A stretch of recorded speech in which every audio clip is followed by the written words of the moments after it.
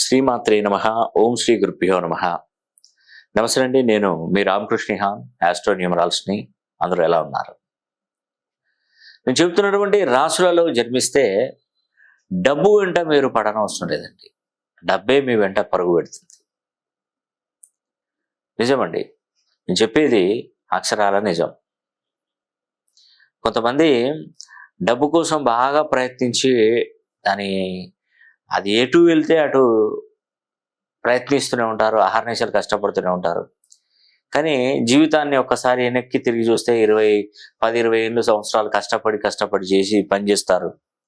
వెనక్కి తిరిగి చూస్తే మళ్ళీ ఒక్క పైసా కూడా కనపడదు. ఇక ఎంతమందికి జరిగిందండి? వెట్టి చాకిరీ చేసిన వాళ్ళు ఎంతమంది ఉన్నారు మీ దానిలో? చాలామంది ఉంటారండి. న్యాయంగా బ్రతికి, ధర్మంగా బ్రతికి మీరు సంపాదించింది ఏమున్నది? అంటే ధర్మంగా, న్యాయంగా బ్రతకొద్దని నేను చెప్పట్లేదు. ప్రతిదానికి ఆ భగవంతుడే దిక్కని మీరు చాలా భగవంతుడికి పూజలు చేస్తారు, హోమాలు, వ్రతాలు, యాగాలు ఇవన్నీ చేస్తూ ఉంటారు. కానీ భగవంతుడు, నేను చాలా మందికి చెప్తుంటానండి, ఈ టైంలో వెళ్ళి కొబ్బరికాయ కొట్టండి, ఈ టైంలో వెళ్ళి దేవునికి పూజలు చేయండి, ఈ టైంలో వెళ్ళి ఇది చేయండి అని చాలా మంది మనకు యూట్యూబ్లో కానీ, ఫేస్బుక్లో కానీ, ఇన్స్టాగ్రామ్లో కానీ ఎంతో మంది చెప్తూనే ఉన్నారు, పరిహారాలు చెప్తూనే ఉంటారు. ఏ పరిహారాలు చేసుకున్నా కూడా ఎక్కడ వేసినా గొంగడ అక్కడే ఉంటుంది. ఏమన్నా ప్రయోజనమా? సార్ మీరు ఉప్పు దీపం పెట్టమన్నారు, ఉప్పు దీపం పెట్టాం, ఏం లేదు సార్. ఆవుకు అరటి పళ్ళు తినిపించమన్నాడు, శనగపప్పు పెట్టమన్నారు, అది ఏం లేదు సార్. ఏదో దేవస్థానానికి వెళ్ళి అక్కడికి వెళ్ళి 11 ప్రదక్షిణలు చేసి చాలా నిష్టగా ఉండమని చెప్పారండి, ఏం లేదు సార్. ఏమి లేదు, ప్రతిదీ ఏం లేదు అని అనడమే. కానీ ఏదైనా కూడా సరైన టైంకు చేస్తే మనకు అదృష్టం కలిసి వస్తుంది. నువ్వు చదువుకుంటున్నావు, నువ్వు ఎప్పుడు పడితే అప్పుడు ఉద్యోగం చేస్తావా, ఎగ్జామ్ రాస్తావా? చదువుకునే పిల్లవాడు ఉన్నాడు, 10వ తరగతి ఎగ్జామ్స్ ఎప్పుడు వస్తాయి? ఆ టైంలోనే యాన్యువల్ ఎగ్జామ్స్ వస్తాయి. అప్పుడు వెళ్ళి ఆ ప్రభుత్వం ఉత్తర్వులు జారీ చేస్తుంది, ఫలానా టైంకు ఇంగ్లీషు, తెలుగు, ఇది అది అని చెప్పేసి ఆ టైం వరుసగా 6 రోజులు ఎగ్జామ్ ప్రిపేర్ అయితే రాస్తాడు.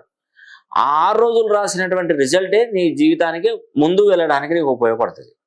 నువ్వు ఎప్పుడు పడితే అప్పుడు ఎగ్జామ్ రాస్తూ ఉంటే నీకు ఎవరు మార్కులు వేసేది ఎవరు? నిన్ను చూసేది ఎవరు? నిన్ను గుర్తింపుగా చేసేది ఎవరు? అదేనండి ఇప్పుడు మెయిన్ సమస్య వచ్చేది ఇదే, మెయిన్ ప్రాబ్లం వచ్చేది ఇదే. నేను ఒకటే చెప్తున్నానండి, మనకు భగవంతుడికి ఎన్ని పూజలు చేసినా భగవంతుడు ఉండే లిమిట్లోనే ఉంటాడు. నువ్వు ఈరోజు కనకదార స్తోత్రం చదివావని, ఈ యొక్క ప్రతి ఒక్క స్తోత్రం, ఈ యొక్క ధనలక్ష్మీదేవి యొక్క అమ్మవారి స్తోత్రాన్ని మనకు చదవానని కానీ, లలిత సహస్రనామాలు పారాయణం చేశామని చెప్పేసి, ఇన్ని హనుమాన్ చాలీసా రోజు పారాయణం చేస్తున్నామని చెప్పేసి, భగవంతుడు నీకేమైనా కాస్త ఏమైనా ఎక్కువ ఇస్తాడా? ఎక్కువ ఇవ్వడు. తన లిమిట్లో ఉంటాడని చెప్పాను కదా, తను ఎంత ఇస్తాడో అంత ఇస్తాడు. నీకు 2 కొడుకులు ఉన్నారు. ఒక కొడుకుడు మూర్ఖుడు, వాడు ఎప్పుడు తల్లిదండ్రులు ఇబ్బంది పెడుతూనే ఉంటాడు, సమాజాన్ని ఇబ్బంది పెడుతూనే ఉంటాడు.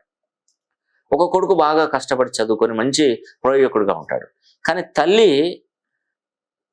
ఆ కష్టపెట్టే కొడుకును వానికి ఇంకా కష్టాలు రావాలని చేసేది లేదు, వాడిని ఎక్కువ చేసేది లేదు. అంటే తల్లి దృష్టి ఏంటంటే వీడు సమానమే. ఇద్దరిని సమానంగా చూస్తుంది. కానీ ఒకరికి ఎక్కువ ఎదగాలి, వీడు ఎదుగుతూనే ఉండాలి, వీడు ఇంకా నష్టపోవాలని ప్రపంచంలో ఏ తల్లి ఏ కొడుకును కోరుకోదండి. నేను చెప్పేది నిజం. అది మానవ మాతృలు మానవులకే ఈ యొక్క జ్ఞానం ఉన్నది. మనకి 2 కొడుకులలో ఒక కొడుకు బాగుపడాలి, ఒక కొడుకు మొత్తం నాశనం అయిపోవాలని మనం శాపనార్థాలు ఏం మనం పెడతామా? పెట్టలేము. మనల్ని తయారు చేసిన భగవంతుడు ఇంకెంతలా ఉండాలి? నేను ఒకటే నమ్ముతానండి, నేను చెప్తున్నాను కదా, ఒకటే నమ్ముతాను, మనం జీవితంలో ఎవరికి అన్యాయం చేయొద్దు. ఇప్పుడు ఉదాహరణకి అరబ్ కంట్రీస్ ఉన్నాయి.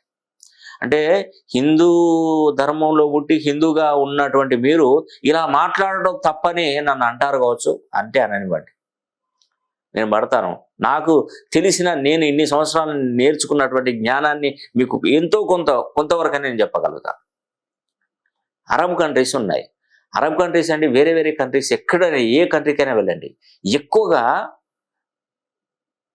మటన్ బీఫ్ని ఎక్కువ తీసుకుంటారు, ఫోర్క్ను ఎక్కువ తీసుకుంటారు, వరాహమూర్తిని అండ్ ఈ యొక్క ఆవును, గోమాతను.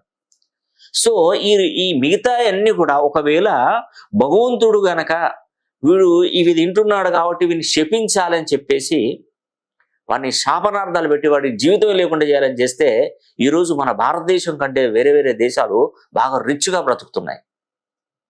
నిజమండి, కోట్లు. మన వాళ్ళు ఇక్కడ ఖాళీ చేసి యుఎస్ కానీ యూకే కానీ ఎందుకు వెళ్తున్నారండి? ఇక్కడ శాలరీస్ లేవు, కరెక్ట్గా పరిపాలన లేదు అని చెప్పేసి అక్కడికి వెళ్ళిపోతున్నారు చాలా మంది. అక్కడ రిజర్వేషన్లు ఉన్నాయి, అక్కడ ఏం రిజర్వేషన్లు ఉండవు. టాలెంట్తోనే మనకు ఉద్యోగం వస్తుంది. మనకి ఇక్కడ అన్ని రిజర్వేషన్లు, అన్ని విధాలుగా మనకు నష్టాలు. అక్కడ వాళ్ళు అవి తిన్నా, మనం భగవంతుడిని ధ్యానించినా కూడా అవి తిని వాడు నంబర్ 1 పొజిషన్కి వస్తున్నారు. మనకేంటంటే ఇక్కడ ఏంటంటే భగవంతుడు అయ్యో వీడు నేను పూజించినటువంటి గోమాతను తింటున్నాడే, వానికి నష్టం జరిగిస్తానేమో అనలేదే. కానీ ఏ ప్రాణిని మనం ఏది చేసినా ఏది తిన్నా కూడా గుర్తుపెట్టుకోండి, ధర్మాన్నే కాపాడండి. అదొక్కటే చేతనైతే అదొక్కటి కాపాడండి. ఆ ధర్మం మనల్ని తప్పకుండా రక్షిస్తుంది. అవునండి, నిజంగా చెప్తున్నాను, ఆ ధర్మమే మనల్ని కాపాడుతూ ఉంటుంది. అందుకే భగవంతుడు ఏ మానవునైనా, ప్రపంచంలో పుట్టినటువంటి ఏ మానవునైనా ఎప్పుడు కూడా వాడిని శపించాడు. గుర్తుపెట్టుకోండి, నువ్వు ఎక్కువగా పూజలు చేస్తే నీకు లాభాన్ని కల్పించాడు. నువ్వు అహర్నిశలు కష్టపడి ఇంట్లో హోమాలు యాగాలు ఎప్పుడు భగవంతుడు ధ్యానంలోనే ఉండు. నీ కోట్లు సంపాదించిస్తాడా? ఇవ్వడు. ఎందుకు ఇస్తాడు? నీకు ఇస్తే ఇంకో కన్నుకేమి ఇవ్వాలి, ఇంకో కొడుకుంటాడు, వాడికేమి ఇవ్వాలి. అందుకే ప్రతిపక్షపాతి కాదు భగవంతుడు, అందరినీ సమానంగానే చూస్తాడు. అందరికి ఏమి ఇస్తాడో అది ఇస్తాడు. నువ్వు నన్ను పూజించే బదులు నీ తల్లిదండ్రులను మంచిగా చూసుకో, నీకు కలిసి వస్తుంది అంటాడు. ఇంకా అవునండి, ఇంట్లో గెలిచి రచ్చ గెలవాలి. ఫస్ట్ మన కన్నటువంటి మన తల్లిదండ్రులను చక్కగా చూసుకున్న తర్వాత భగవంతుని మొక్కండి. నీతి నిజాయితీగా మనం చేస్తున్నటువంటి ప్రతి పనిలో ధర్మాన్ని కాపాడండి. ఖచ్చితంగా మీరు ఎప్పటికైనా కోటీశ్వర్లు అవుతారు, కోట్లకు పడగలుగుతారు. నేను ఏదో ఫిలాసఫీ చెప్తున్నానని అనుకోవద్దండి, రియల్, ఇది జరిగేది ఇదే. అవునండి, అందుకే మనం యూట్యూబ్లో కానీ అక్కడ ఇక్కడ కానీ ఈరోజు ఈ యొక్క వ్రతం చేసుకోండి, ఈ యొక్క హోమం చేసుకోండి అని మనం ఎన్నో చెప్పినా కూడా అవి కరెక్ట్ టైము, అప్పటి టైంలోపే మనం చేసుకోవాలి. మనం ఎప్పుడు పడితే అప్పుడు ఈ హోమం చేసుకోండి, ఇది చేయండి అంటే వాళ్ళందరూ చేస్తున్నారు. చేసుకొని ఏం చేస్తారంటే మాకు ప్రతిఫలం లేదని మళ్ళీ వాపోతున్నారు. అప్పుడు ఏమవుతుందంటే ఈ శాస్త్రం మీద దెబ్బ పడిపోతుంది. ఈ శాస్త్రం మీద దెబ్బ పడుతుంది. మన శనీశ్వరుని హోమం చేయించుకొని నేను చాలా వరకు చెప్పాను. శని కుంభరాశిలో నుండి బయటికి వెళ్ళిపోయాడు అనుకోండి, ఇంకా మీకు చేసుకోవడానికి ఉండదని చెప్తున్నాను. నేను ఎప్పుడు ఏం చెప్పానా, ఈ శాస్త్రానికి 29 ఏళ్ళ నుండి శాస్త్రాలను పరిశీలన చేస్తున్నాను. ఎప్పుడైనా శని హోమం జరిపించుకోమని నేను చెప్పానా? చెప్పలేదు. ఎందుకు చెప్పలేదు? టైం వచ్చింది, నువ్వు ఎగ్జామ్స్ ప్రిపేర్ అవుతున్నావు, నీకు ఎగ్జామ్ ప్రిపేర్ అయ్యే టైము డేటు వచ్చినప్పుడు అప్పుడు నువ్వు ఎగ్జామ్ రాస్తావు, అప్పుడు నీకు ప్రతిఫలం వస్తుంది. దాంట్లో కూడా చేసే విధానాన్ని బట్టి ఉంటుంది. ఇప్పుడు నేను శని హోమం జరిపిస్తున్నాను, ఇంకొకరు శని హోమం జరిపించారనుకోండి, వాళ్ళకి ప్రతిఫలం వస్తుందా రాదా అని వాళ్ళు చేసే విధానాన్ని బట్టి ఉంటుంది. చతుర్ముఖ దిగ్బంధనం చేయాలి. ఒక పాత్రలో నల్ల వస్త్రాలు తీసుకొని ఒకవైపు తెల్లవాళ్ళు నల్ల నూలు కలిపి దిగ్బంధన ప్రక్రియ పూర్తి చేసి దానిలో అఖండ దీపాలు వెలిగించి నల్లదార తిప్పి దిగ్బంధనం చేయాలి. ఇది బయటి వాళ్ళు ఎవరైనా చేయగలుగుతారా? చేస్తే ఆ ప్రతిఫలం వాళ్ళకు కూడా వచ్చేస్తుంది. వాళ్ళ గోత్రనామాలు చదువుకుంటూ హోమంలో వేయాలి. ఇది శని కుంభరాశిలో ఉన్నప్పుడు అంటే ఇలాంటివి మాత్రమే నేను చెప్పగలుగుతాను. ఏదో తీసుకొచ్చి ఒక నిమ్మకాయతోని ఉప్పు వేసి లక్ష్మీదేవిని ఆవాహన చేసుకొని ఇంట్లో తిష్ట వేసుకొని కూర్చున్నాడు. కొన్ని రకరకాలుగా కొన్ని అవి మనం చేయడం వల్ల ఏంటంటే దీని మీద నమ్మకం అనేది పోతుంది. అందుకే నేను ప్రతి ఒక్కరికి చెప్తున్నాను, మనం దేన్నైనా కూడా విశ్వసించే ముందు ఏంటంటే ఫస్ట్ నేను మీకు చెప్పేది ఏంటంటే మన పేరులో ఉన్నటువంటి సంఖ్యాబలాన్ని ఆ భగవంతుడు ఒక పుట్టుకనిచ్చాడు, కానీ మన పేరుని మన చేతిలోనే వదిలేశాడు. భగవంతుడు ఏంటి, నేను చెప్పాను కదా, ఒక పుట్టుకనిచ్చాడు, ఏదో ఒక పుట్టుక, మీకు మంచిదే ఈ పుట్టుక అనేది ఇచ్చేశాడు. దీన్ని నువ్వు రెడీ చేసుకో, నీకు ఏది కావాలంటే అది చేసుకో. ఒక శిల్పికి ఒక బండరా ఇస్తే నువ్వు ఆ శిల్పికి ఏదైతే సూటబుల్ అవుతుందో అది చెక్కి ఇస్తాడండి, లేదంటే మనమైనా చెప్పాలి. మనం ఆయన చెప్పినా ఆ శిల్పి ఆ చెక్కిస్తాడు. అంటే మనం ఒక రా మెటీరియల్, ఒక ముద్ద మాత్రమే. మనం పుట్టినప్పుడు ఒక ముద్ద అంతే. అది మనం పెరుగుతున్న కొద్దీ మనం చేసేటువంటి ప్రతి పనిలో కార్యక్రమాన్ని బట్టి, పుణ్య పనులను బట్టి మనం ఒక రేంజ్కి అనేది ఎదిగే అవకాశాలు ఎక్కువగా ఉంటాయి. అది నేను చెప్పేది. కాబట్టి మనకు జ్యోతిష్య శాస్త్రం గొప్పది, సంఖ్యాశాస్త్రం గొప్పది. మన పూర్వీకులు కనిపెట్టినటువంటి గొప్ప ఇవి శాస్త్రాలండి. ఎవరు మానవుడు ఎప్పుడు కూడా తెలివి తక్కువవాడు కాదండి. తను కష్టాల నుంచి బయటపడడానికి ఎన్నో మార్గాలను కూడా కనిపెట్టాడు. ఒక దూర ప్రయాణాలు చేయాలంటే బస్సును కనుక్కున్నాడు, విమానాన్ని కనుక్కున్నాడు, మన వాటర్లో వెళ్ళడానికి షిప్లను కనుక్కున్నాడు.